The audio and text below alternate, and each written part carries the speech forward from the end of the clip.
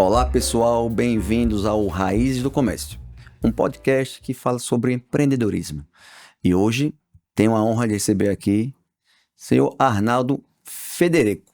Federico. Acertei? Federico? Acertou, tá Federico. certo, tá certo. Seja bem-vindo, senhor Arnaldo. Muito obrigado. E não precisa chamar de senhor, não, é seu mesmo. Arnaldo. Posso falar Arnaldo mesmo? Arnaldo, tranquilo. Seja bem-vindo ao nosso podcast. Muito obrigado pelo convite também a vocês. Arnaldo, me conta uma coisa. Você nasceu aonde? Bom. Pelo sotaque. Certo. Não, eu nasci numa cidade chamada Altamira, entre Esplanada e Conde, na Bahia. Na Bahia. Próximo daqui. Nasci lá e uns 6, 7 anos eu fui para uma cidade próxima chamada Timbó, vizinho à Esplanada. Aí levamos aí um ano, a nossa família, e daí fomos, menos de um ano, fomos para Salvador, de trem.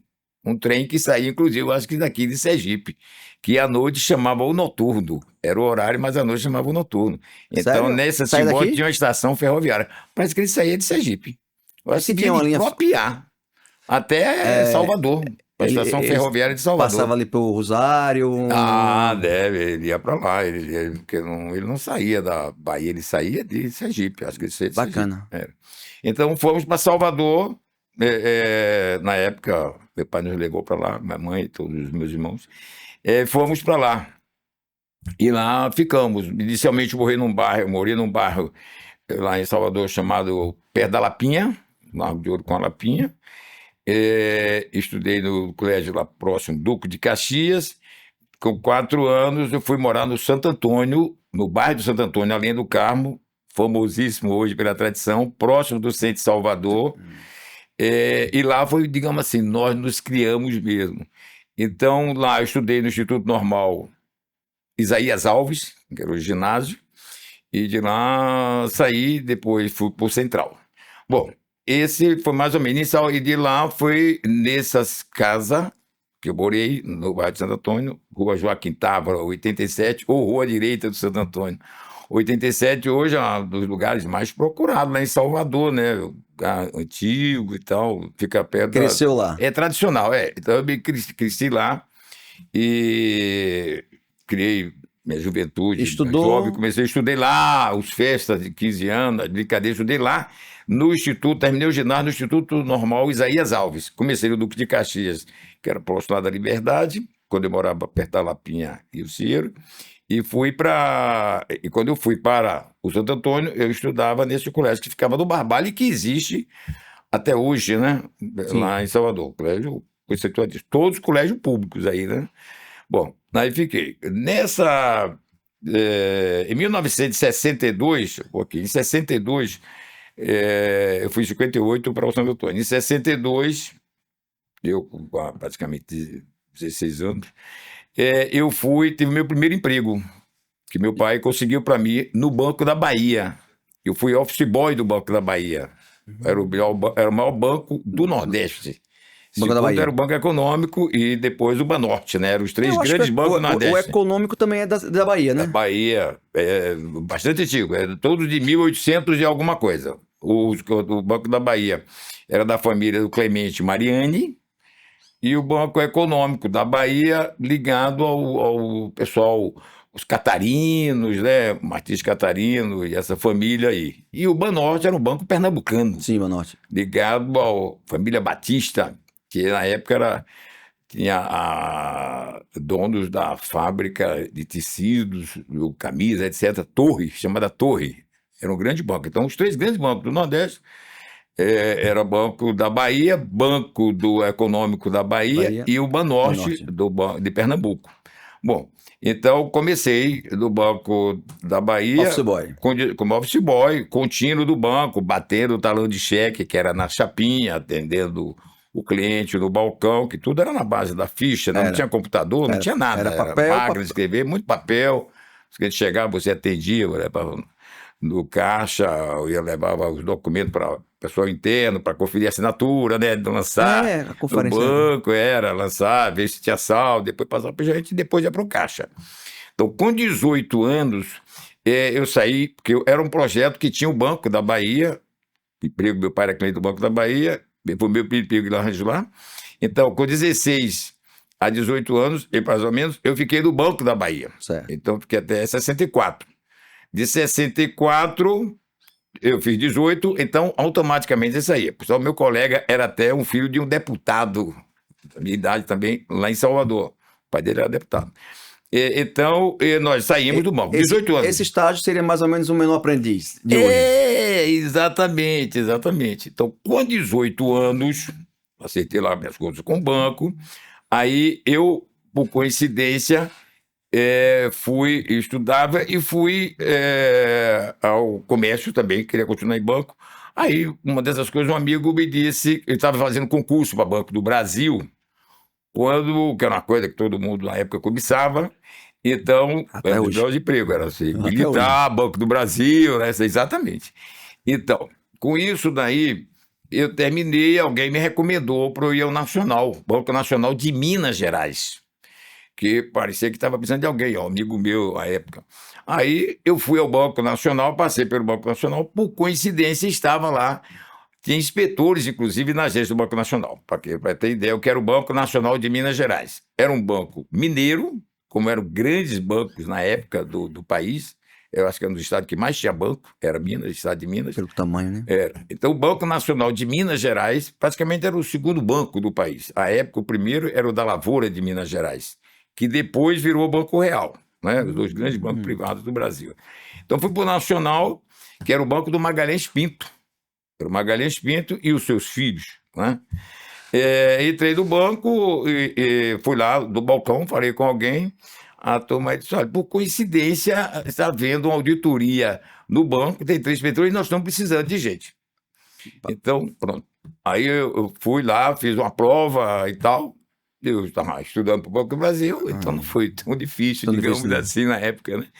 Aí eu peguei, fiz a prova, imediatamente eu fui chamado para ir para o banco. Então eu comecei 18 anos no Banco Nacional de Minas Gerais, como escriturário do banco, um grande banco, inclusive, na época.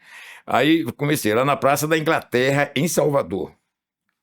Bom, aí comecei a trabalhar na carteira de cobrança lá, batendo bloquete, não sei o quê e tal. Mas, devido com o tempo, o banco tinha várias agências em Salvador, Sim. inclusive. Mais de uma agência em Salvador. Quando eu estava ao longo do tempo no banco, o pessoal percebeu que eu tinha a característica digamos assim, de bom relacionamento, de bom tratamento, Cordial. me relacionar bem com as pessoas, cordial. O banco, então, me colocou numa função, me passou me botou na seção de atendimento ou de expediente, como chamavam. Sim. O que era essa seção de expediente? Aí eu saí dessa carteira, depois acho que de um ano, fui ser encarregado do expediente. Expediente, e na época tinha muita bronca para se resolver, era o primeiro homem de contato, praticamente, com o cliente, Com o ou público. quando surgiam problemas com os clientes dentro da agência, e antes de chegar na gerência, aí havia uma espécie de filtro, eu Certo. atendia. O que é para você ter ideia, a importância de um carro desse, como era bom, pessoas eram escolhidas a dedo assim por causa desse relacionamento, tem que ter um perfil desse. Para você ter ideia, uma hora de pagamento na época levava 4, 5, 6, 7, 8 dias para chegar de outro estado. Do Rio, e na época tinha, se fosse telegrama, demorava. O lugar, a mensagem mais rápida que chegava era através de Western, que na época tinha a Western, né, que era uma espécie de... Ainda não tinha telex, não tinha nada disso.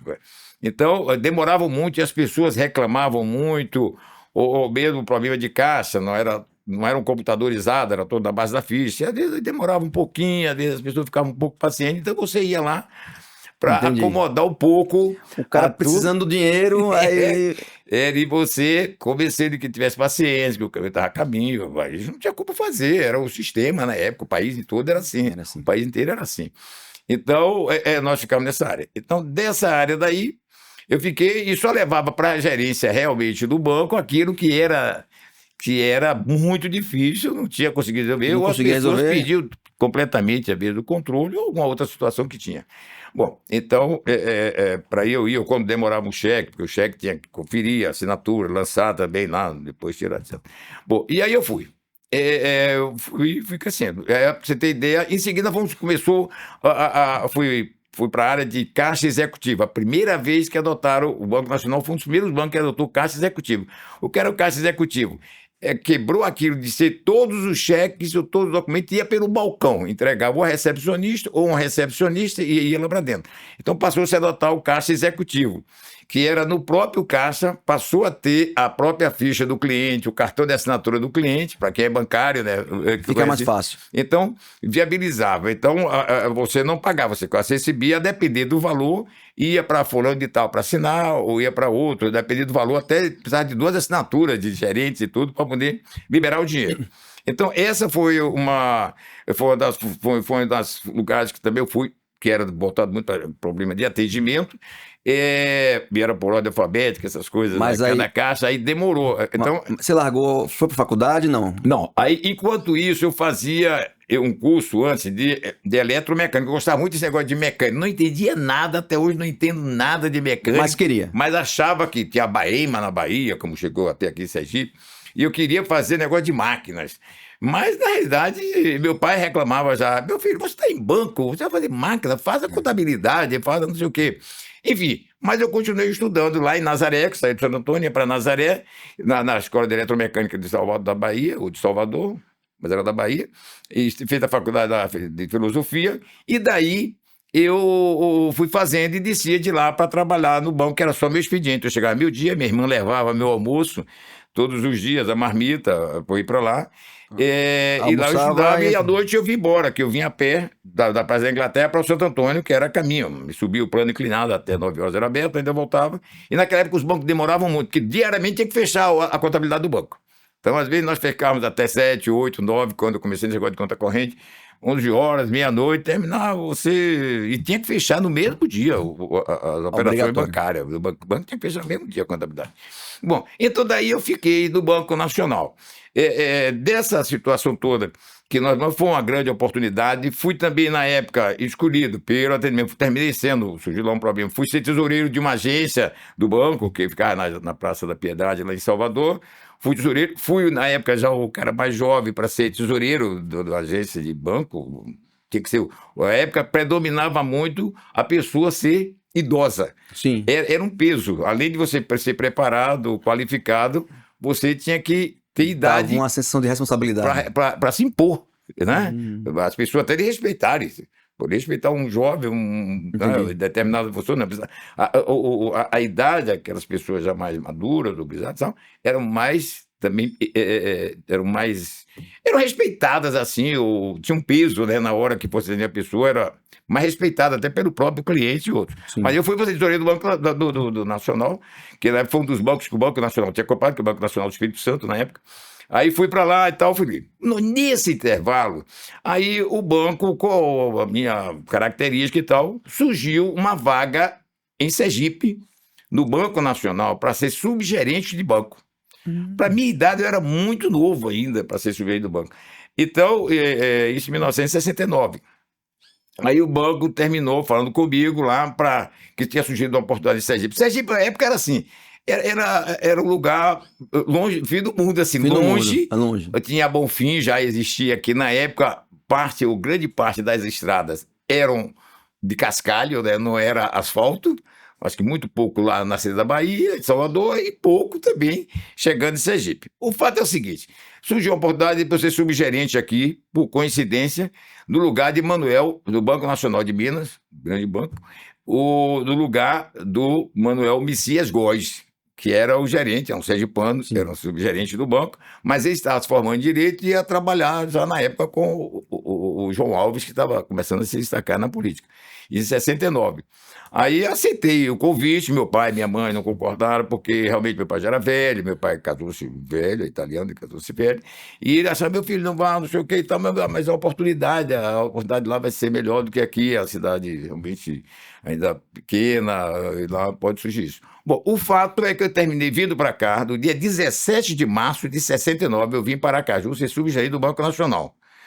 E a primeira pessoa que eu conheci até no avião, que estava lá na agência do Banco Nacional, foi uma figura chamada Olímpio Souza Campos Júnior, que é uma grande figura de Sergipe, E quando eu vim no Eletra 2 da Varig, cheguei aqui 17 de março, feriado em Aracaju. O Electra, né? É o Eletra 2 da Varig. Aí sabia, estava a esperá-lo, inclusive, na escada do aeroporto aqui, um grande amigo dele, que chama-se Zé Américo Mendonça, que é um dos irmãos de João Carlos, né? Dono aí dono do Bom Preço. Eles eram muito amigos. E me deixaram no Hotel Palace. Bom, e aí eu comecei minha vida em Sergipe. Da época, né? Era o hotel da época. Aí o banco permitia você ficar 10, acho que até 15 dias, depois você tinha que arrumar uma pensão. Sim. Porque tinha muita gente de fora aqui em Sergipe na época, muito contador de banco, muita gente de outros lugares traziam de fora, contador, subgerente, gerente, ou de Banco do Brasil, banco de outros bancos, tinha muito banco particular na época, Mercantil de São Paulo, Bradesco, até Banco do Brasil e tudo. O próprio Banco Nacional já era o terceiro pessoa que vinha já de fora. O nosso mesmo já tinha um rapaz que casou com uma sobrinha até de seu Oviedo, uma outra, depois foi para o Paraná, na época, depois uma outra pessoa também que passou por aqui, chamado Gilberto, por fim, Manuel Messias Goy, que foi para lá, e me trouxeram a mim. À época o gerente era uma pessoa chamada Luiz Carlos, o pai dele era de Propiá, foi até presidente do América, que chamava-se o Feitosa. Então, aí eu comecei no Banco Nacional, como subgerente do Banco Nacional. Era um cargo, assim, importante até para a idade que eu tinha. Então, foi aqui que eu praticamente, no Banco Nacional, que eu conheci quase todas as pessoas que eu conheço até hoje, alguns já se foram, né? Mas eu fui subgerente do Banco Nacional por muitos anos. O Banco Nacional tem muito bem conceituado o banco. Era um banco que tinha ótimos clientes, pessoas, inclusive, da alta sociedade aqui de Sergipe, inclusive o próprio, várias vezes, um monte, o Beuinho, era uma nata de clientes da melhor qualidade e aumentando mais, embora aqui tivesse vários bancos, E você se relacionando com as pessoas. Né? E eu lá aprendendo, né, no Banco Nacional, as pessoas não me conheciam, né? Aí, mas tinha o gerente, que era o Luiz Carlos, se dava muito bem com o pessoal também. E o Banco Nacional era um grande banco, realmente. Mas aqui a predominância tinha vários bancos locais, tipo Produção e Comércio, Crédito Sergipense, de figura, Dantas Freires, que era o banco do Murilo Dantas, o Freire Silveira, que também é de outra geração, que você vê dentro, na época tinha muito banco. E fora de mais uma dezena de bancos privados, além de bancos até estaduais que ao longo do tempo veio para cá, Banco do Estado da Bahia, Banco do Estado de Minas Gerais, Banco do Estado de São Paulo chegou, enfim, outros bancos. Então tinha muito banco no Brasil e muito banco em Sergipe. Mas o banco tinha que eu sei que nós crescemos muito também na época aqui pelo Banco Nacional. Enfim, no Banco Nacional eu fiquei com ele, criei grandes relacionamentos com grandes amigos, hoje pai de alguns amigos meus, como eu já disse, alguns não saíram. Quando chegou em 75, já com 11 anos de banco, o banco queria me tirar daqui. Eu aí... Já estava casado? Eu, a essa altura, já era casado. Já era casado. Tinha 1 ano ou 2 de casado. Mas o que aconteceu? Casou com a sergipana ou com a baiana? Casei com a pernambucana, que o pai veio aqui trabalhar na Oiteirinhos, que na época tinha muita usina também de pequeno porte, e um grupo de Pernambuco, que era o Tojal, compraram que era de doutor Augusto, a família doutor Augusto Leite, Gil Leite, esse pessoal, eles eram pessoal muito meu amigo doutor Augusto. Então, numa dessa, tinha uma pessoa que trabalhava, que era o Morgan, me pediu para arrumar um emprego para funcionário. Então, fui trabalhar comigo no Banco Nacional, como tinha outras pessoas conhecidíssimas, outras bolsas muito conhecidas, até também hoje de amigos nossos, e ela foi trabalhar comigo. Quando eu estava nacional, trabalhou a Cláudia Costa Toscano, trabalhou a Eliane, esposa hoje do conselheiro do banco, a própria... Sueli começou a trabalhar, depois ela foi para o Banco do Estado, com o presidente Manuel Conde Sobral, porque também não havia incompatibilidade quando você começava a ter um relacionamento lá com a pessoa, então os bancos naquela época eram muito exigentes, né? Não permitia. Não permitia. Então, aí foi passando o tempo, aí surgiu a oportunidade, o Luiz Carlos foi transferido, antes disso aí, o Luiz Carlos foi transferido para Recife.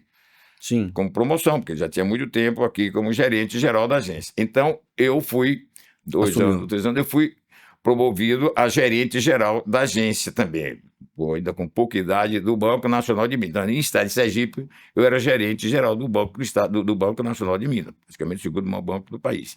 Aí, fiquei do banco, levei. Mas um detalhe também, Quando chegou em 75, o banco queria me transferir, eu aí disse ao banco que não queria sair daqui. Aí o banco até tomou um susto, mas como? Você vai ser uma cidade maior, não sei o que e tal. Mas eu digo, mas não dá. Eu tinha trazido, um detalhe nesse intervalo aí, eu tinha trazido meu pai, minha mãe e meus irmãos todos para cá, né?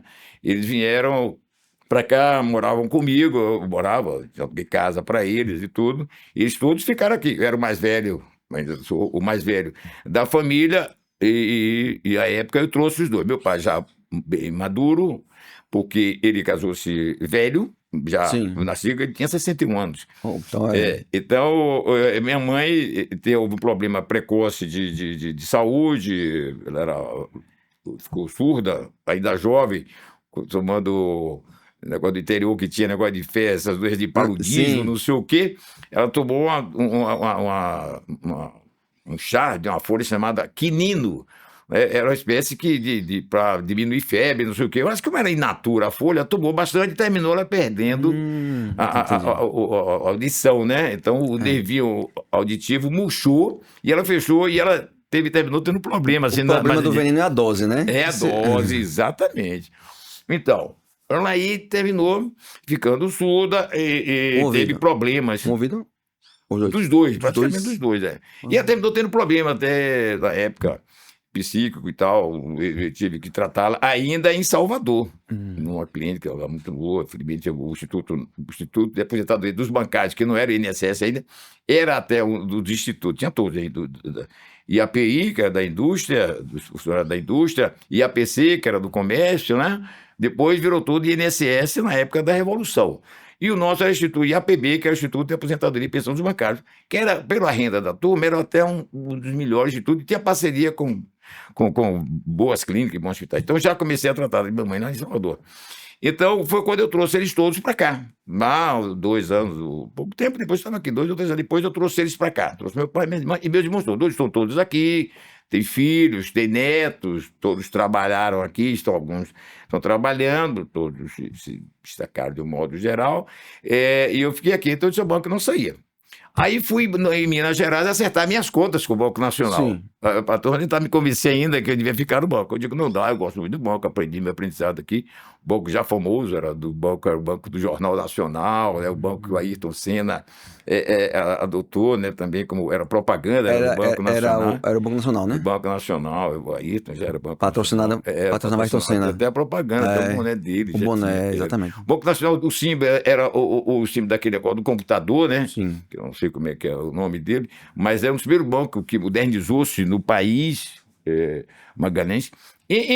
Só um detalhe, entre os bancos clientes, entre os bons clientes, entre bons e ótimos clientes que tinha o Banco Nacional, nós encontramos, inclusive, o doutor Augusto, que era, na época, o homem mais rico de Sergipe, digamos assim, ele, tinha o doutor Joaquim Ribeiro, e tinha outras pessoas. Hoje não, a turma é outra, né? São outros hoje, né? Outros atores. Outros atores, mas na época ele era cliente do Banco Nacional, entre algumas razões.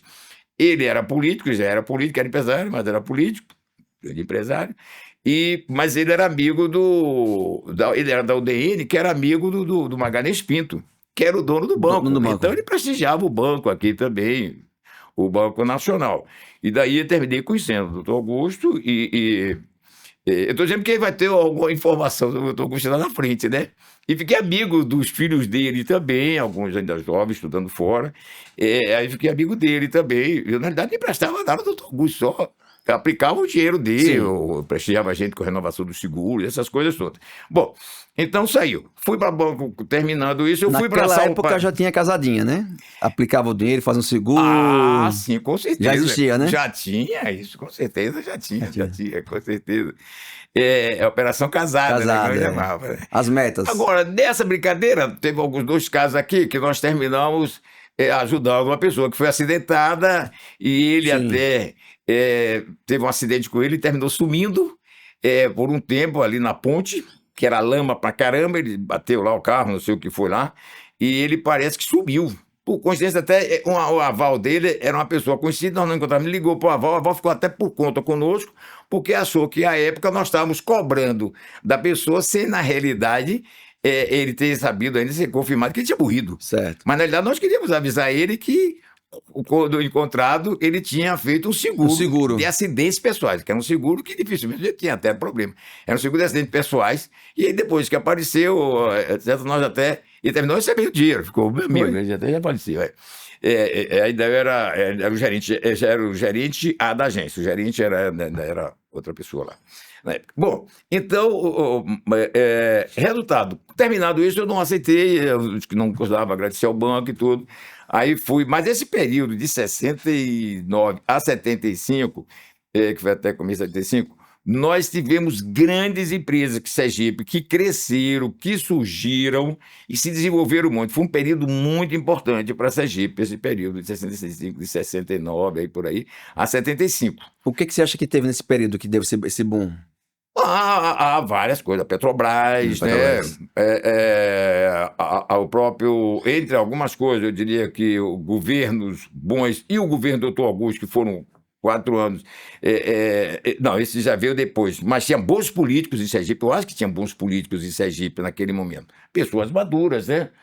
Como o próprio Dr. Augusto, Lorival Batista, Sim. Paulo Barreto, Leandro Maciel, né? Dr. José Hollenberg Leite e outras figuras surgindo aí, começando a surgir o João Alves, Heráclito. Quer dizer, era uma turma que tinha sonhos em ser governador, tinha sonho em ser prefeito, né? Então os caras tinham vontade de ser político. Então, resultado. Com isso daí também foi um momento que a Petrobras ela foi muito importante para o Estado. Sim. Tinha sede aqui, uma briga na época aqui em Maceió, ela ficou aqui, tinha foi surgindo, veio depois, de seguida, já se brigar por minérios, já havia discussão, foi a briga de portos, enfim, era um Estado já pujante, e que eu acho que consolidou lá na frente também, quando cada governo fez a sua parte, que entrou o Dr. Augusto, saindo dessa turma um pouco mais antiga, veio o Dr. Augusto em 79, que fez que era o grande amigo que tinha aqui de água, que puxou essa água que veio do Rio São Francisco, a adutora, que foi uma grande obra que teve em Sergipe, que aí consolidou. Infelizmente, mais adiante, veio outras histórias. Então, eu fui para o Banco Nacional, fui resolver, voltando aqui, fui para Belo Horizonte acertar minhas contas lá. Sim. Comecei com ele, mas não teve jeito. Por coincidência, eu saí do Banco Nacional, fui para o aeroporto, tinha uma pessoa, encontrei no aeroporto com um grande amigo meu, jovem ainda, mas ele tinha sido superintendente do Banco Nacional de Minas, da região de Minas até quase Manaus. E ele me conheceu, a gente tinha os objetivos, eu cumpria. Ele, meu amigo, ele era prefeito, era filho do ex-prefeito, estava saindo de Belo Horizonte, chamado Eleovaldo Pero Sete, era o nome dele. O pai dele era Oswaldo Pero Sete. Aí quando eu falei com ele, o que você está fazendo aqui? Eu digo, eu vim aqui que eu estou saindo do Banco Nacional. Você é maluco, está saindo do Banco Nacional? E ele tinha saído do Banco Nacional, porque ele queria surgir uma vaga de diretor, ele era para ser candidato. Ele achou-se que ele seria o diretor, mas ele era muito jovem ainda. Era mais velho do que eu, mas era jovem. Aí o banco optou pelo seu Globo Eduardo, que era uma pessoa de Curitiba, de Curitiba. Que já teve aqui em Sergipe mais de uma vez. E que eu bem fui até almoçar com o Antônio Cara, a mulher do Antônio Cara. Então, o Larbelo. Então, eu terminei fazendo... Foi escolhido ele, encontrei com ele, ele estava nessa época, ele tinha saído do banco, como o banco da Lavoura era mineiro, e tinha virado o Banco Real e transferido a sede de Minas para São Paulo. Sim. Que o Bradesco era o grande banco, a turma era o grande banco assim, nacional, abrindo agência do Brasil direto. Já o Real era um banco mais sofisticado um pouco, alinhado, ele trabalhava um pouco para fora. Aí tinha agências em grandes cidades, dava prioridade a muito lugar onde a Petrobras trabalhava, e também tinha agência no exterior, Nova York e outros países de fora. Ele, então, foi ser diretor do banco regional do Banco Real em São Paulo. E levou um tempão, depois ele foi ser gerente do Banco Real em Nova York. Quando ele me começou, e você não quer sair disso aí? Eu digo, não tem jeito nenhum, eu tô lá, o meu pai, minha mãe, lá, acho que surgiu oportunidade, vou pensar alguma coisa lá. Ele veio, você quer ser gerente do Banco Real lá? Eu digo, topo, claro que eu quero. Aí era 75. Ele me deu um cartão para o colega dele na Bahia, que toda regional que passou aqui, Sergipe era normalmente ligada. Bahia e Sergipe sempre teve uma relação muito grande, inclusive até os diretores regionais ficavam sediados na Bahia, e era responsável a mesma parceria daqui. Aí eu peguei, era época de férias, eu tenho em fevereiro de 75, vim aqui, pensei em minhas férias, peguei o cartão dele, chegou de fevereiro para março, eu fui em Salvador, cheguei lá, acertei, era Carlos Alberto, o diretor regional naquela época, aí vim para o banco, ser gerente do Banco Real. Aí levei 4 anos no Banco Real. Nessa questão do Banco Real, de 75 a 79, um grande banco, crescemos muito, levamos bons clientes, muitos clientes nos prestigiaram, nos acompanharam para o Banco Real, para nós irmos para lá. Ele chegou em 75 a 79, quando chegou em 79, o doutor Augusto assumiu o governo de Sergipe, foi dentro do governador de Sergipe, e aí, ele queria formar o secretariado dele, entre eles a diretoria do Banco do Estado. Foi aí que ele chegou, já existia, né? Já tinha o Banco do Estado, mas entrou uma diretoria nova. Certo. Que seria, mudou o governo, entrou... Exatamente. Aí entrou, na época, o doutor Zé Figueiredo, na presidência do banco, que era dono da Cada Lavoura, Sim. amigo do doutor Augusto também. Entrou o Campos, Antônio Campos, que era gerente do Bamerino de auditor, também auditor de empresas privadas, que era o doutor Augusto, foi seu diretor administrativo financeiro do banco. Aí o banco, na área industrial, que era de crédito rural muito específico, o banco queria também ajudar. O doutor Augusto foi muito frio até nessa parte também. Aí fomos com a pessoa do Banco do Brasil para tomar conta da carteira, eram 4 diretorias, da carteira industrial, que fazia parte da indústria e a parte de crédito rural. Certo. Aí foi uma pessoa qualificada, que à época era o Pires, José Aguinaldo Pires, que tinha mais 2 irmãos, todos Pires, um Renato Fernando, e todos do Banco do Brasil, foi para chamar o Aguinaldo Pires, então ele foi diretor. E por último ele escolheu, por último, vírgula, aí faltava a diretoria de crédito geral do banco, que era quem ia cuidar das agências, de gerência, de outras coisas do banco. Brigar no dia a dia, na promissória, do que cegado, descontado, duplicado. Aí ele me chamou. Aí eu fiquei surpreso. Fui lá, conversei com ele. Aí ele disse: olha, você é jovem, mas sei que você é jovem ainda, mas eu sei que você entende de banco. Então ele botou nos quadros do banco. Foi uma época importantíssima para todos nós, para a Sergipe e para o banco. Eu acho que o banco tem essa grande diferença de 79 com o governo do Dr. Augusto, que ficou de 79 a 83. Eu também fiquei de 79 a 83. O vice dele era de General Tavares de Queiroz, General Tavares, vice-presidente na composição que ele fez com outro partido. O Dr. Augusto ficou 6 meses, saiu para ser candidato a deputado federal, que foi a época o candidato mais proporcionalmente votado do país. E nesse período ele fez um governo extraordinário. E nós também fizemos um trabalho também muito dedicado ao banco. O banco trabalhava bem, era seguro, equilibrado, mas não tinha recurso. Nem os clientes de o setor privado prestigiava o banco, nem a empresa pública prestigiava o banco. Nada, até empresa, órgãos estatais, de economia mista, nem o dinheiro. Você tem ideia, o UDES, o Energip, tudo isso era do Estado. Pouca gente, ficava mais nos bancos privados, na época tinha o Open, aplicavam, não sei o quê, e outras empresas mais. Aí fizemos um trabalho no Banco Espetacular, que nessa parte também o governador ajudou muito, foi o Dr. Augusto, que foi colocar essa turma toda conta única. Porque a gente operava com 2 clientes, não tinha dinheiro para atender o restante das pessoas, ou das empresas. Aí, banco privado, então, pessoa física ou jurídica nem ia no banco, não confiava no banco, era todo mundo no banco privado. Banco do Brasil, Banco do Nordeste e o resto banco privado. Então, a gente tinha 2 ou 3 clientes assim, de peso, o resto não tinha. O banco operava 2 ou 3 operações, fechava, não tinha dinheiro para aplicar. Aí foi feito um trabalho básico nesse aspecto. Aí montamos a conta única, e nessa conta única a gente obrigava os órgãos públicos, trabalhamos junto aos órgãos públicos para botar o dinheiro no banco, e nós é que botávamos nas contas do cliente. O banco aí começou a ter fôlego, começou a crescer. Nós começamos a clientela, pessoa física, já que eu vinha do setor privado, comecei a visitar cliente, comecei a falar da confiança que tinha, como tinha os outros diretores também, fizemos um apelo e começamos inicialmente brigando com os clientes, que toda a operação que nós fazemos, um pouco de pressão na história também, como você falou da operação casada. Sim. Então, eu era da área de crédito geral, eu que fazia negócio, tinha um crédito importante que era 386, tinha a desconto das duplicatas, a promissória, e uma série de características que tinha na época. Então, nós pegamos o banco, pegamos muitos clientes privados que queriam negociar o banco com o título com o banco, negociava, mas ele tinha que deixar 20% para ele mesmo, numa conta bloqueada, para a gente criar uma base dentro do banco de sustentação de caixa, para ter um fundo. Mas depois a turma concordou. E com o tempo, o banco foi crescendo, que não faltava grana a todo mundo. Aí o banco foi. Todo mundo ficou satisfeito e foi um grande benefício que a Sim. turma fez. Mas o setor público, as estatais que vieram para o Banco do Estado, passou a ter o dinheiro no Banco do Estado, e tantos outros. Aí o banco começou a crescer. Para você ter ideia, Leandro, nós pegamos o banco com 12 ou 13 agências, deixamos com quase 35 ou 36 agências, inclusive uma em Salvador e uma no Rio. No Rio, por causa era o BNH, o BNDES, que foi um grande que teve na época. E aqui também deixamos o banco com bastante fortalecido. Criamos a poupança Banese, a corretora de seguro Banese, a caixa de previdência do banco, né?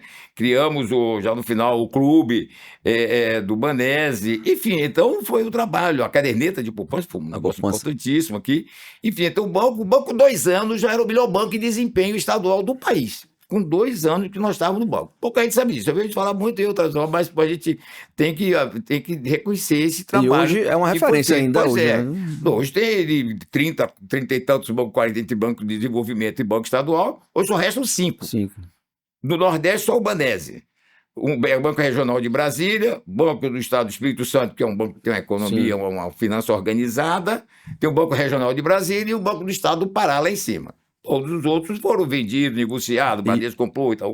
E o Banese é uma referência aqui no Estado, então, não só como banco, mas como uma instituição que ajuda o Estado, né? Então, patrocina muitas coisas que são importantes, né? Fortalece a economia. Exatamente. Investe na cultura. Exatamente. Então, o banco, na época, se fortaleceu muito, se veio sair de 12 agências para 30 e tantas agências, 35 agências, e fomos nós 4, uma dedicação da diretoria, do governo do Estado, importante, e da turma do banco. Né? A época, o Borges, que era uma área de desenvolvimento, junto com o Fernando Mota, de outra área, todos da área, e várias outras pessoas que faziam, que comandavam assim internamente o banco. Surgiram muitas pessoas novas do banco que nós destacamos, que precisavam de agência, a gente precisava de gerente, deu a oportunidade a muita gente de crescer dentro do banco. Enfim, então esse foi um lado importante do banco, que nós passamos lá.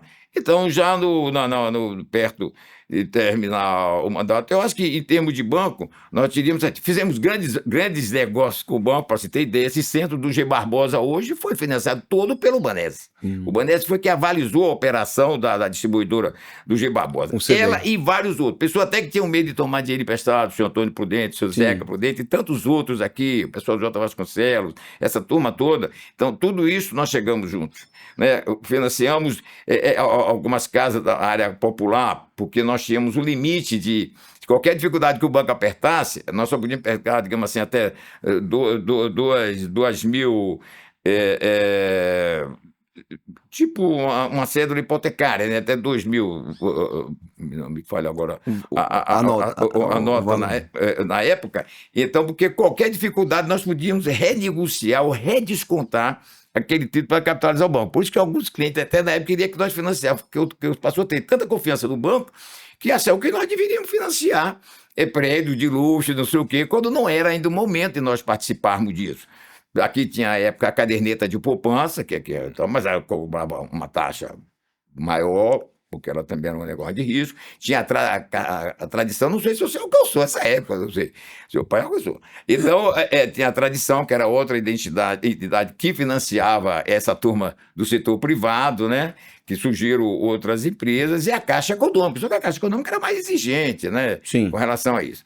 Então, resultado. Então, nessa época também houve muita construção, já nesse governo do Augusto, teve muita construção de casa, de conjuntos, né? Sim. As empresas também se destacaram, cresceram, algumas empresas também cresceram, etc. Eu acho que nessa parte de banco, eu acho que eu terminaria por aí. Então, sim, aí chegou a hora que você saiu. Bom, aí terminou o mandato de doutor Augusto, e de General Tavares de Queiroz, em 93, 79, 83, entrou outro governo, que era o governo, à época, do João Alves, embora tenha feito um acordo político, mas a turma do João era outro, né? Certo. Então, diretoria, normal, natural. Mais natural, mais convivência, mais relacionamento. O fato é que depois saíram todos, nós todos fomos saindo aos poucos do banco, né? E sendo substituídos por pessoas do outro governo, e o banco aí continuou, está aí até hoje. Bom, nesse intervalo, eu já tinha tido a oportunidade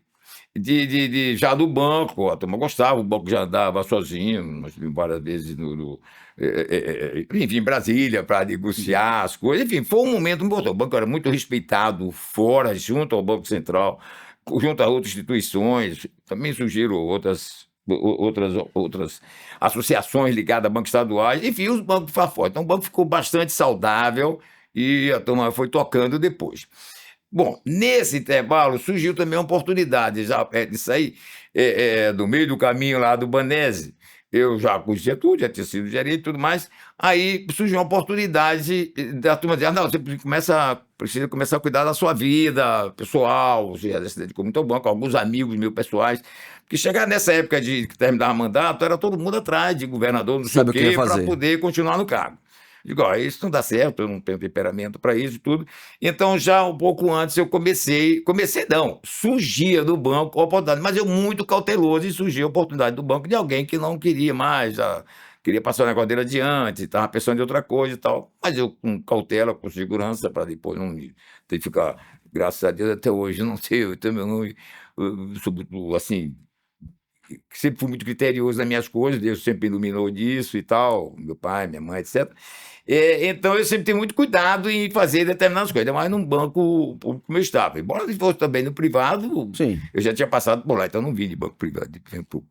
Então, resultado, eu terminei e surgiu uma oportunidade. Foi aí que apareceu já Fernando Oliveira, que está ali, que ele tinha a Ricol na época. Era ele e João Barreto. João Barreto era da Eletrolar. Eles dois eram sócios da Eletrolar. E o próprio Fernando já tinha uma loja à parte que era a Fiel.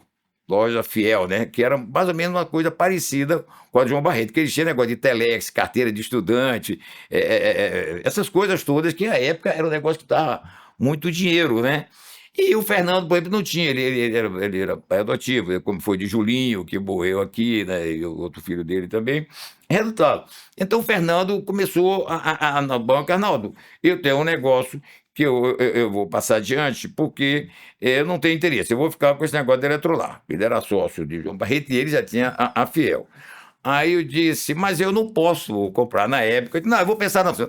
No fim, eu terminei chamando o Zé Figueiredo, que era presidente do banco. Eu disse, olha, eu tô perto desse negócio do banco, eu estou aqui, já estou minha carreira bancária desde 62, já era 73, e daqui a pouco eu saio, não vou ficar depois desse banco, atrás de um e de outro, para continuar no banco, não sei o quê.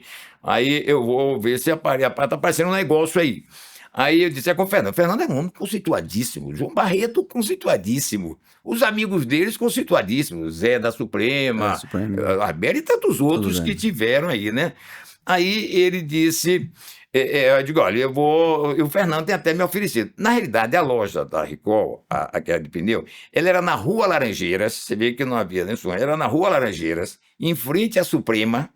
Foi uma das primeiras lojas que foi de pneu que apareceu em Sergipe. Quer dizer, não era nem local para estar a loja, digamos assim, como loja de pneu. De pneu de caminhão, de cartão e tal. E era a primeira loja de revenda Goodyear de Sergipe. Ela é de 12 de dezembro de 1946, ou seja, ela fez 78 anos agora. Uma das primeiras lojas de Sergipe de pneu e, por coincidência, revenda Goodyear, coisa que nós estamos até hoje. E, na realidade, para você ter ideia, a Goodyear chegou no Brasil, que era americana, em 1919, né? Então, praticamente, 20 e poucos anos depois, ela já tinha loja aqui em Aracaju.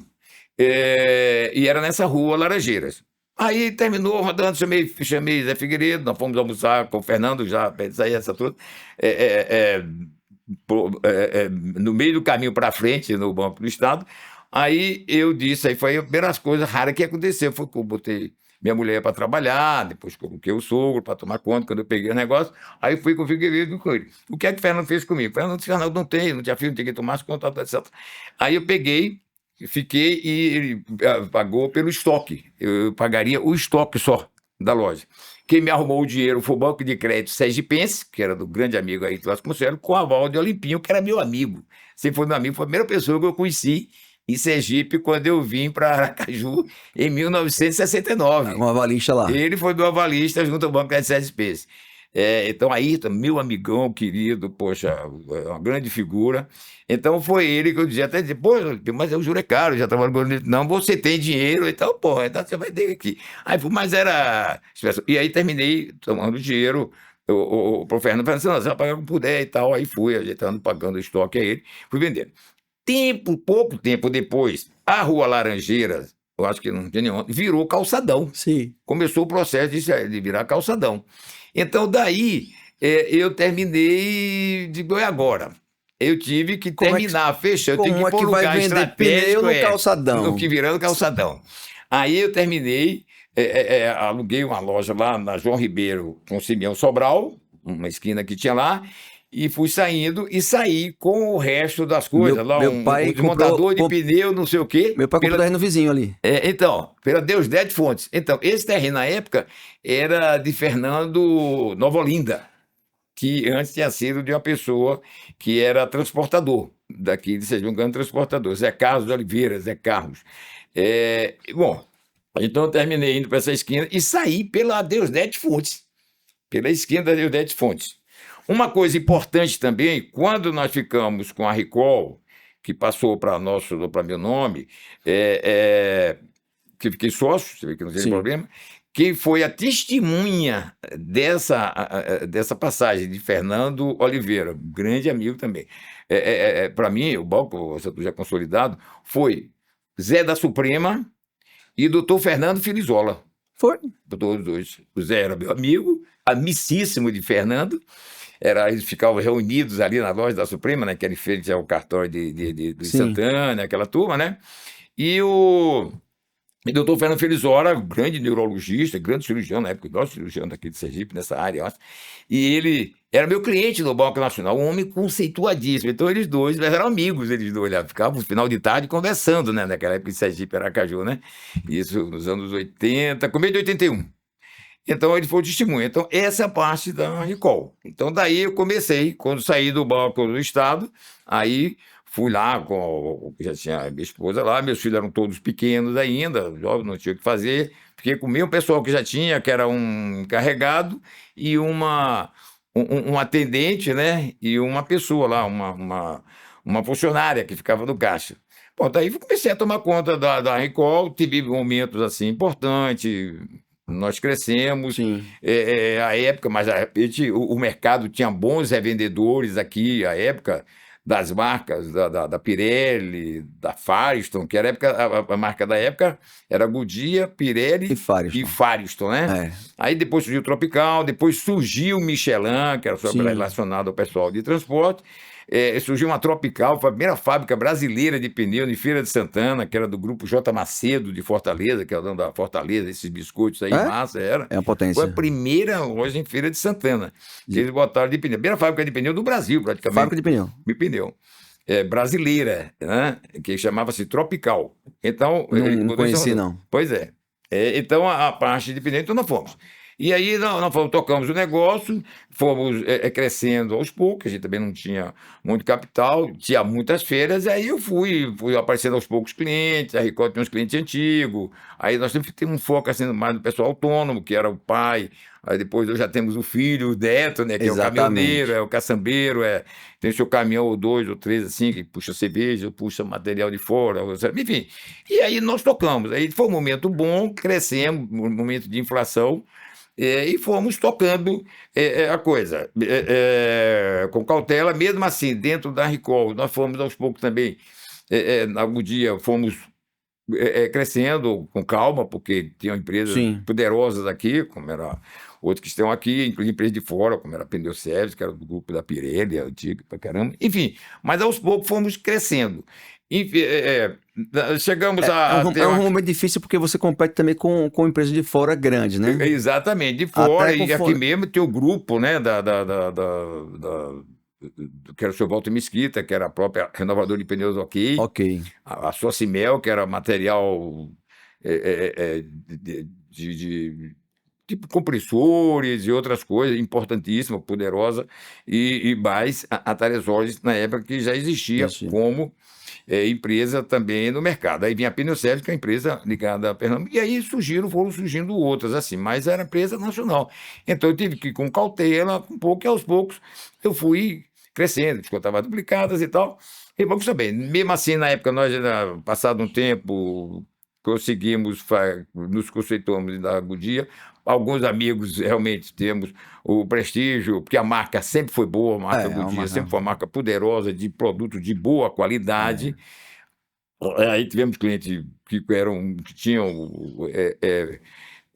que nos prestigiaram, Bonfim, Usina Pinheiro teve um e momento tantos que outros. você saiu da rua João Ribeiro, Conselheiro Sobral. e veio para Desembargador. E nós viemos para Ayrton Teles, porque isso foi nos anos 81. Certo. Ao final de 81 para 90, nós já estávamos mais ou menos consolidados, queríamos comprar uma recalchutadora. Aí algum dia não permitiu, que era a Bandag na época. Sim. Aí que consolidaria o nosso negócio, que a gente estava no processo de crescimento. Aí não deu. Foi aí que eu comecei. Estava com uma situação financeira confortável, equilibrada e tudo mais. Confortável, mas equilibrada, tudo tranquilo. Foi aí que surgiu aquele negócio. Pedi a recalchutadora, a Goodyear não deixou, porque eu era autônomo, e ela queria trazer porque era um sistema. A recalchutadora era uma banda de rodagem. Antigamente você botava no pneu, ralava o pneu, raspava o pneu, botava, e você botava no autoclave, chamado. E aí esquentava. Mas já havia bandas de rodagem já pré-fabricadas, já com desenho do carro. Então ela recebia menos calor. E a Bandai, que era uma empresa americana, e até hoje, ela tinha isso, e surgiu essa oportunidade para comprar. Já tinha outras aqui. Mas a Goodyear não me deixou, porque era de outra marca, que era monomarca. Eu fui cair da bobagem de dizer a Goodyear que eu estava comprando, que era 1 por 1 na época, o dólar para Uma maravilha. Era do pessoal do grupo do Peixoto de Alagoas. Uma maravilha, 1 por 1. Ele tinha Mercedes, tinha Michelin, tinha recalchutadora lá, tinha no Pará e tinha aqui. Então aqui estava fora da rota dele, mais de uma vez. Mário Peixoto falou comigo isso nos anos 80 para 90, perto de 90.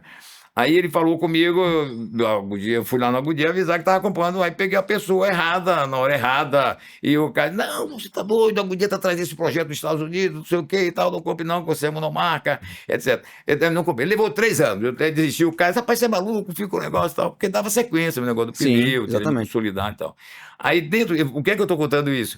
Porque eu terminei, vim embora para cá, o rapaz ainda ficou telefonando para mim, o Mário Peixoto, fique, rapaz, você está na contramão para mim, você é uma boa oportunidade para você. Era exatamente ali onde hoje, no Distrito Industrial, onde é aquela casa de imóveis, como é que é o nome lá? Jacaúna? Jacaúna, lá ali era uma recalchutadora.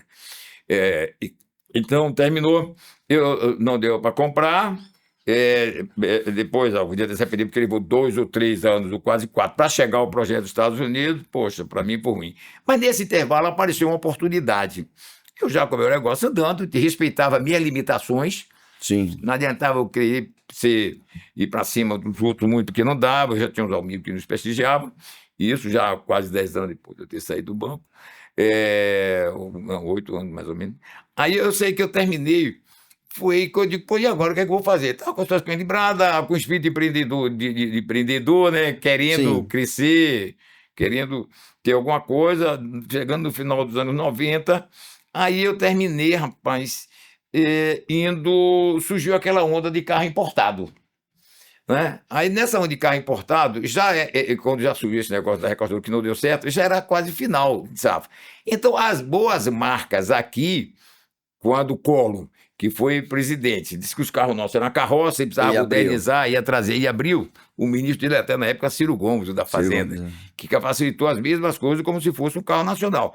Aí entraram várias marcas, como disse o negócio do pneu. Era Ford, Volkswagen, né? Chevrolet, e aos poucos surgiu. Foi aí que veio Honda, Toyota, já estava aqui, mas aí cresceram mesmo. Toyota, Honda, e tanta Peugeot, Renault, e tantas outras. Citroën, Nissan. No fim, apareceu, quando já estava, eu digo, então eu vou entrar nesse negócio de carro. Quando apareceu esse negócio de carro, o que sobrava, assim, paca pouco conhecida, mas com um conceito novo da Kombi, que era a Kia. Sim. Com a Bista, um carro, tinha a Bista, mas ele tinha outros automóveis. Só que na Coreia, ele era uma marca importante, digamos assim.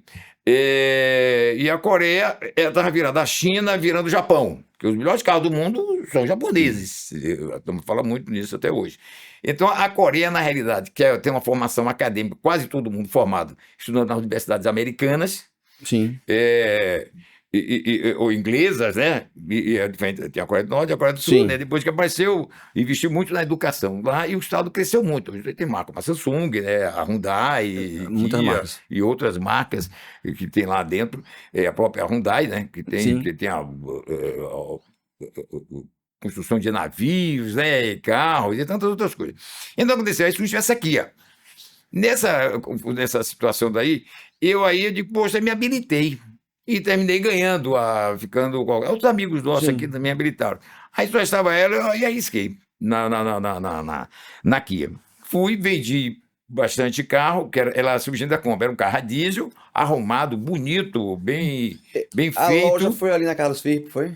Foi quando você tinha saído da Ricol, da João Ribeiro, para ir para Carlos Firpo com Ayrton Teles, né? Ayrton Exatamente. Teles com João Ribeiro ali Eu na lembro esquina. foi com meu pai quando o carro chegou para conhecer. Então, aí nós botamos um carro bem feito, bem construído, aí vendemos. Só que junto com esse carro veio um automóvel pequeno chamado Cefia, o outro Sim. Schuma, um maior chamado Claros, e depois veio a Sportage, que era já começando a ter uma espécie de SUV. Um SUV. Era. Que na época não existia esse nome, não né? Não tinha, era. Aí veio o Jeep. Aí nós fomos, as bestas, fomos vendendo o carro bem acabado, arrumado, e fomos aos poucos vendendo, mas era perigoso.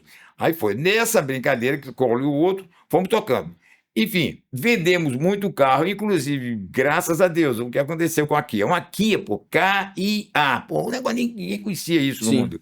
Aí colocamos a marca, começamos a trabalhar, vimos inauguração, peguei minhas economias e investi no negócio. O importador aqui, embora fosse um pessoal de São Paulo, o fato é que começamos. E tocamos a empresa. Começamos, fizemos a inauguração e tudo, empolgadíssimo, acostumado a pegar de banco e tudo. Fizemos um trabalho importante lá no banco, lá atrás, com várias agências novas que nós abrimos aqui também. Que até só um parênteses aqui, Carmópolis e Laranjeiro foram duas agências que nós inauguramos, uma curiosidade só também, na época pelo Banco Real, que era a agência pioneira, e que depois, por coincidência, também inauguramos o Banese. Com a Carmópolis e Laranjeira, que eram voltados para ele. Então, na realidade, essas duas municípios, eu participei das duas inaugurações, uma pelo Banco Real e uma pelo Banco do Estado, né? Em Laranjeiras e Carmópolis. Resultado, então, voltando a isso aqui, aí tocamos a empresa. Só, rapaz, que começaram a chegar só com os carros, eram bem feitos, não quebrava, assim, eram carros bons, os automóveis arrumados. Agora a turma é desconfiada, que é uma Toyota, uma Honda, não sei quem, esse povo todo. Aí pode ficar certo, que dito assim, me orgulho muito disso, que nós vamos comprar, que ninguém sabe quem é Kia, vamos comprar por sua causa.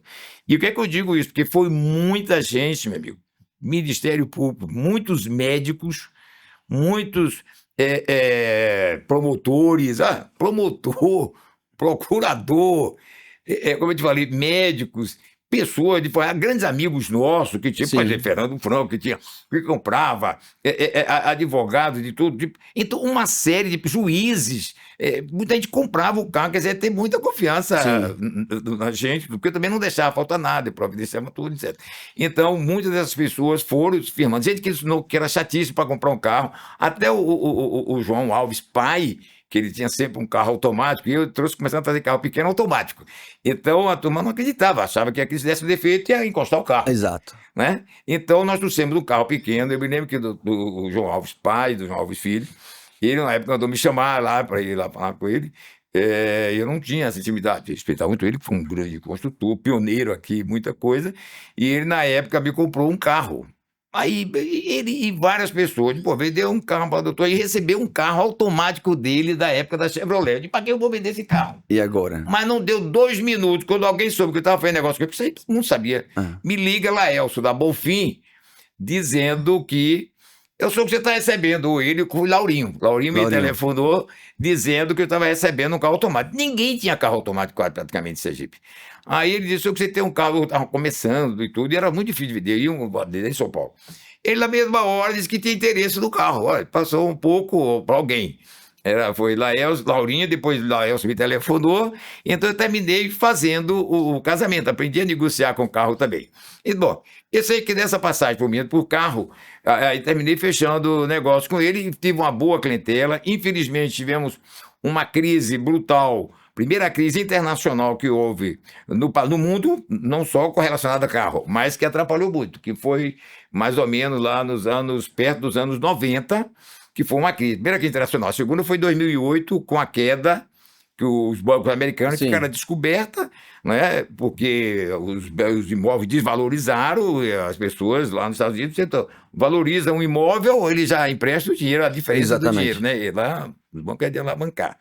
Hoje eu tenho um filho, inclusive, que mora nos Estados Unidos e trabalha em banco lá. Então, veja bem. Alavanca muito lá.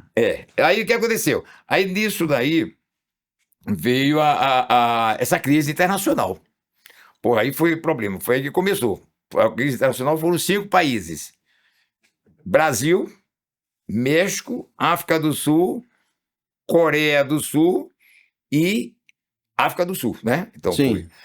foram 5, né? Brasil, África do Sul, Coreia do Sul. Coreia do Sul, México e Rússia. Rússia. 5 países. Esses 5 países quebraram, digamos assim, quebraram. A Kia antes já estava passando dificuldade. Aí o governo coreano tinha estatizado a Kia.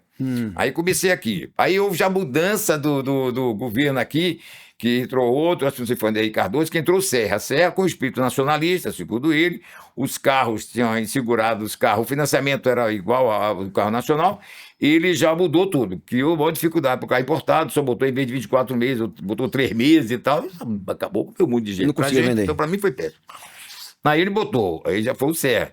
Enfim, aí começaram realmente alguma dificuldade. Porque tinha passado dificuldade lá, o governo estatizou, depois, 3 anos depois, fez uma leilão internacional para ver quem pagava mais pela dívida, né? Eita. Quem terminou, a Ford, que tinha uma espécie de tecnologia dentro do carro, por 10%, fez uma proposta, não foi aceita. Quem comprou foi a Hyundai, que era uma empresa americana, estaleiros, etc., como eu te falei há pouco aqui. Ela terminou pagando mais. Então, lá na Coreia, a dona da Kia, até hoje, é a Hyundai, e ela tem a própria Hyundai. Só que no Brasil são 2 importadores diferentes. A Hyundai é um e a Kia continua o mesmo cara daquela época.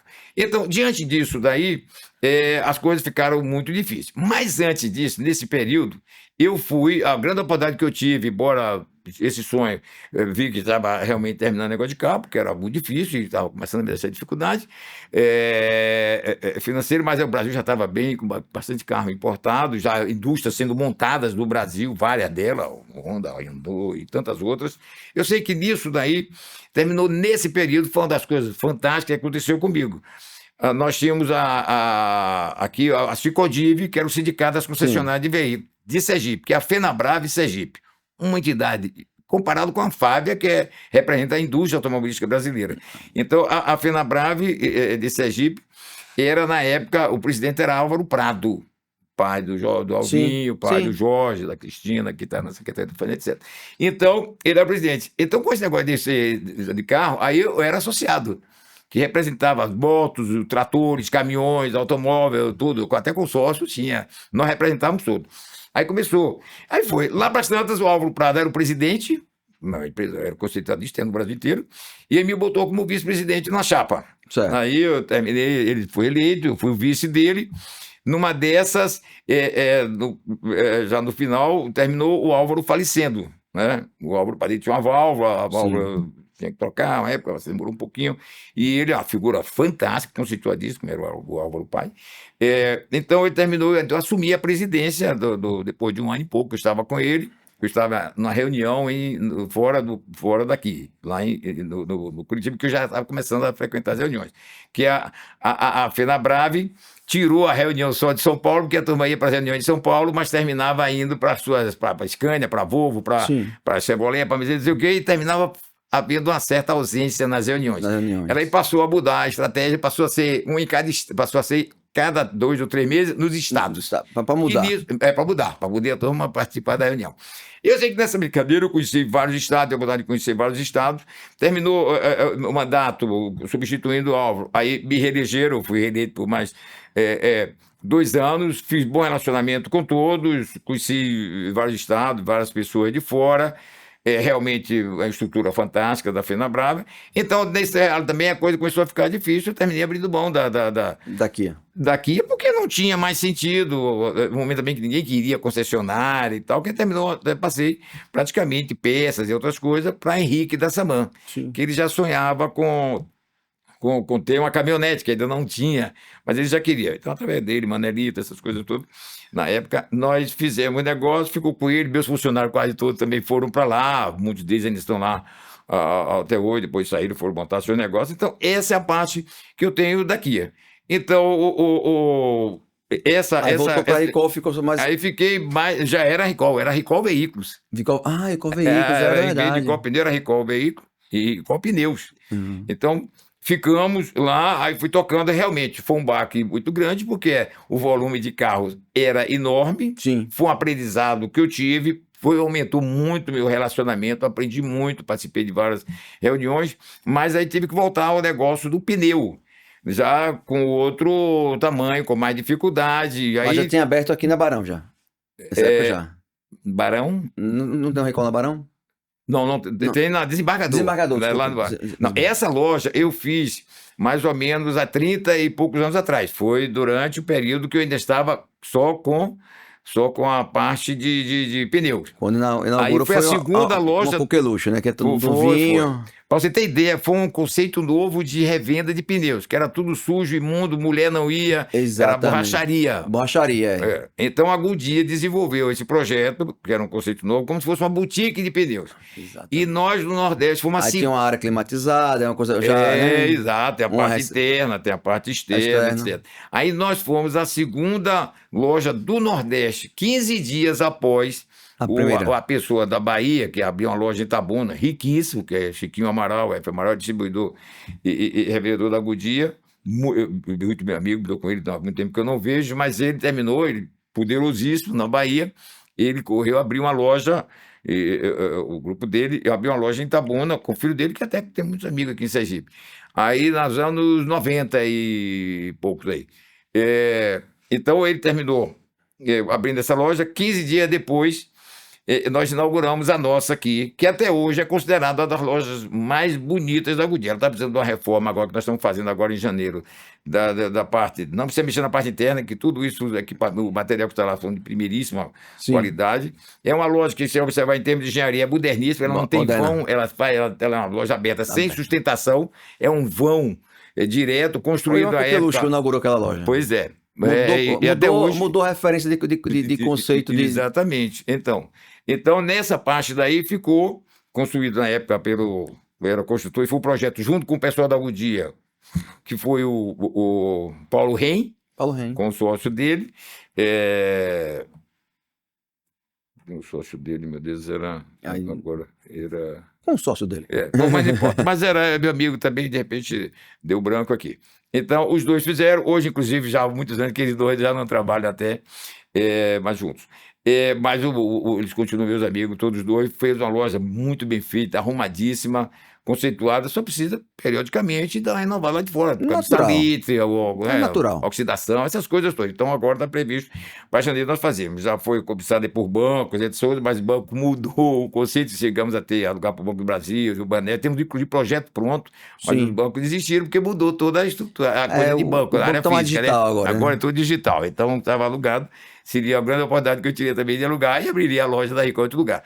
Então, a loja bem feita, entre 30 e poucos anos, e é uma loja que vale a pena ir lá. Nós estamos agora modernizando, com novos elevadores, já temos alinhador 3D lá dentro. A marca, continuamos, a marca Goodyear, uma empresa que dá muita confiança para nós vender tanto pneu de automóvel, caminhonete, tratores e caminhões, que é importantíssimo. Hoje está muito difícil, porque estamos tendo uma briga infernal com os importados, desde o começo do ano passado, que faltou. Aliás, desde a pós-pandemia, a economia teve sua dificuldade. Não conseguiu... com cada pandemia. Mas logo em seguida, algumas retomaram, mas nós estamos com dificuldade desde o ano passado, porque facilitou-se o ano passado a entrada do importado para o Brasil. E, para você ter ideia, nós brigávamos por 70% do mercado de automóvel, caminhonete e van. Hoje nós estamos brigando por 35%, 40%. A invasão foi muito grande. Caminhão não está tanto, mas também evolui muito. Então, em função de quê?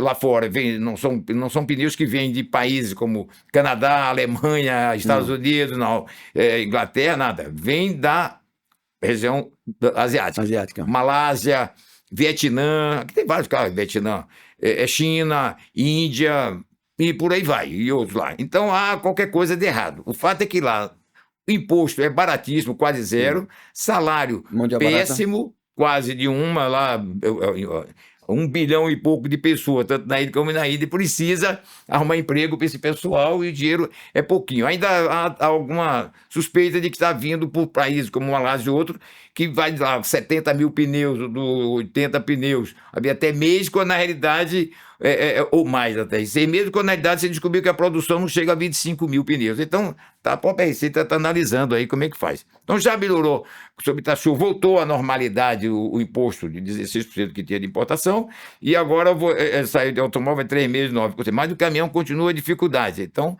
é um pneu que não é de boa qualidade, não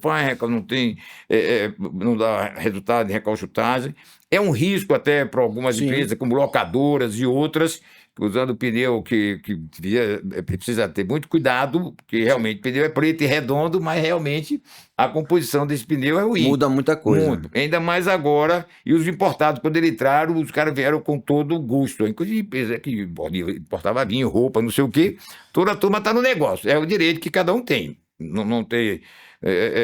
a indústria nacional tem reclamado muito. Quando eu falo indústria nacional, é Goodyear, Michelin, Pirelli, Dunlop, Michelin, Continental, Bridgestone, né? São empresas que têm sofrido, porque os impostos que são caros têm perdido muito faturamento, emprega esse pessoal aqui dentro, o imposto é elevado, então está vindo aí, está discutindo com o governo brasileiro, para onde é que vai, né? Para ver como é que pode fazer, porque senão vai começar a trazer pneu lá de fora também, para cá, e neutralizar. Então, as revendas têm sofrido muito, eu imagino, com a reforma. Embora a gente tenha um pneu melhor, mas ele, por outro lado, é um pneu mais caro, né? Porque o produto também é mais caro, né? Se gosta de borracha natural e borracha sintética, né? Que vem quase tudo é dolarizado, tem o aço. Tudo dólar. Tudo em dólar. Então, nós temos sofrido muito nesse momento. Esse segmento tem sofrido muito. Então, eu acho que nesse apanhado... Tem que se reinventar, né? Tem que se reinventar. Eu acho que na linha da FenaBrave aí, nós já tivemos, acho que eu já contei tudo para vocês aqui, né? Mais ou menos. Nós fomos eleitos, fomos presidente lá do Sicodiv, tem boas pessoas, bons amigos lá hoje. Tivemos a oportunidade de conhecer vários estados, foi uma boa oportunidade de estarmos lá. Não sei se teria mais alguma coisa com relação a isso. Na parte de pneu, nós estamos vivendo esse momento agora que era importante, além do imposto caríssimo no país inteiro e aqui também. Existe alguma conversa com as associações e o governo federal para poder... Existe. Rever isso, para poder dar um suporte às empresas? Pois é. Hoje já existe... do pneu de automóvel, que ele chama consumer, que é automóveis, van e SUV, já voltou a taxação de 16% do importado neles, e o governo conseguiu há 2, 3 meses atrás colocar mais 9%. Existe, parece que alguém da Receita Federal também lá nessa região, para ver se tem algumas situações que parece que o pneu, em vez de vir em quantidade, vem por quilo, em vez de vir... Disseram que era tantos pneus, na realidade não era tantos pneus, tinha muito mais pneu do que o que era declarado. Então tem uma série de coisas para acontecer. Então o pneu de automóvel já melhorou. A parte de caminhão ainda não. O governo, o lobby ficou muito forte dos importados, mas... o governo aí, poxa. Então ficou muito forte o lobby. Há uma negociação, há uma expectativa. Esse pessoal do importados compraram bastante pneu, foi uma grande oportunidade de negócio, o espaço para poder comprar logo. Encheram. Então agora nós vamos ter que esperar um pouco. Agora também, como comércio, nós estamos passando antes, sabe, esse problema de final de ano, dezembro, janeiro para cá, pneu de carga, locadora para, uma série de outras param. E também, aos poucos, está voltando. Algumas pessoas que fizeram experiência com pneu importado não tem dado certo, mas é difícil, mas o volume, a facilidade que está tendo de prazo, de carência, no país que está passando esse momento difícil. Então, os vários estados com ICM também mais caro, que é o daqui, um dos mais caros também do Brasil, né, que é o daqui de Sergipe. É uma pena, mas a gente precisa ver o que está acontecendo. As indústrias estão brigando, têm reclamado, mas o lobby realmente é forte. Essa turma tem muito pneu dentro do Brasil já, e ainda tem um problema importante que eu não posso deixar de dizer. É que além de ter trazido esses pneus todos, está vindo para cá, nós temos um problema do imposto, temos um problema da mão de obra, do salário, nós temos um problema ambiental, que é o quê? É você trazer esse pneu. Como é que vai descartar esse pneu aqui? Ainda não existe tecnologia para muita coisa. Uma mistura aí com asfalto, e o restante... A usina de asfalto. Misturar, o resto não tem muita coisa. Quer dizer, eles ainda têm esse problema. Passa um problema ambiental para nós. Mas já basta o que a turma daqui já faz, procurando meio de resolver o problema. Então, eu acho que seria mais ou menos isso daí. Eu acho que até agora, nós continuamos trabalhando, né? Com a empresa, as indústrias estão brigando. Com relação a recall, eu acho que, não sei se eu esqueci alguma coisa, não. Mas eu acho que era mais ou menos isso daí. Agora já tem a Simone que está mais voltada para o negócio, tem o filho que trabalha em banco também fora, os outros fazem a parte médica. Onde? Mora nos Estados Unidos. Ele mora, inclusive, em Nova York. Ele foi fazer um curso lá antes da pandemia. Um mês depois apareceu a pandemia. Terminou levando um ano, fez um curso de mais 6 meses, ficou lá. Ele hoje é no Citibank, está no Citibank em Nova York. Pra você ter ideia, ele, inclusive, está muito bem. A minha função de bancária que eu tive aqui, ele hoje é diretor do banco lá. Coisa boa. Ele toma conta da América do Sul, toma conta também do México, mas ele, a parte da região tipo Panamá, né? Aquela região ali, Trindade, Caribe e tal. E por último ele foi agraciado também, o banco resolveu também encarregá-lo no Canadá. Para ele. Então, esse outro filho ele é? Antônio Augusto é o único filho homem que eu tenho. Ah, certo. E a outra filha? A filha é Simone, que é mais velha um pouco do que ele, está em Salvador, faz um trabalho lá. Algum dia passa 3 meses, 3 semanas em Salvador, 1 semana aqui. Tive que fechar as coisas aqui, que ela que está mais no caminho da Recall. Ela fica lá, ela faz um trabalho assim para a Goodyear, mas no sentido, não é funcionário da Goodyear, faz algumas vendas que a Goodyear faz direto para grandes empresas, ela depois encaminha para negócio de recalchutagem, de trocar o pneu na hora certa, etc. E a outra filha, ela está aqui, faz doutorado na área de biomedicina, né? Então, é essa parte. Então, eu acho que... E nós estamos aqui, realmente, fazendo... Que bom, Arnaldo. Não sei se... Bom escutar essa história. Aí, mas é isso mesmo. Essa história sua, essa história de vida passada, né, por toda a sua trajetória como bancário, depois evoluindo para o empreendedorismo, que é o foco da nossa conversa aqui, que sempre é produzir, é o setor produtivo. Né? Então, conversamos hoje aqui com o senhor Arnaldo Federico. Tenho 40 e poucos anos de Recall já. 42 anos de Recall. 42 para 43 anos. É diretor da Recall Pneus, foi da Recall Veículos. Muito obrigado pela presença. Pode deixar um abraço aqui para toda a turma. Não, eu quero agradecer. Muito obrigado. Eu quero agradecer a vocês a oportunidade. Fui até. Não sabia, não sabia como me sair nessa história. Mas agradeço muito. Eu agradeço, assim, aos grandes amigos que eu tenho em Sergipe, a vocês todos. Agradeço grandes clientes e amigos que eu tenho também na Recall. Agradeço meu fornecedor e eu acho que é isso, que eu estou à disposição também da turma e fico muito grato a vocês pela oportunidade de vocês Obrigado a você. Me trazer aqui. Porque eu acho que é a primeira vez até que eu falo sobre isso. Mas fala muito bem. A última vez que eu falei, assim, no sentido de história, foi com Osmário. Osmário, o jornalista? Tem mais de 20 anos, a gente tinha um grupo, eu tomo cerveja toda sexta-feira, o Pitisco, lá no Sapatão, né? Sim. Então eu me lembro que o Osmário, não daquele, saía à noite assim, aí via uma pessoa, não, você vai falar da sua vida. Eu me lembro que até meus móveis eu comprei com ele e o pai dele, né? Isso já tem mais de 20 anos. Ele deve estar no livro, de lançar o livro, alguém lançar o livro, deve ter. Que coisa boa. Uma história pequena, né? Porque ele contava, ele tinha várias pessoas que ele terminou ouvindo alguma coisa. Então, muito obrigado a vocês. Espero que tenha. Foi 100% perfeito. Gente, obrigado por ter assistido ao podcast Rádio do Comércio. Próxima terça-feira, às 8 da noite, estaremos de novo com outro episódio, contando muita coisa boa muito empreendedorismo, muitas coisinhas, né, que estimulam as pessoas a empreender. Deve ter tá? faltado algumas aí, mas Aí depois a gente faz outra. eu também não lembro agora. Depois a gente faz outra. É, Gente, até a próxima terça-feira. Um abraço.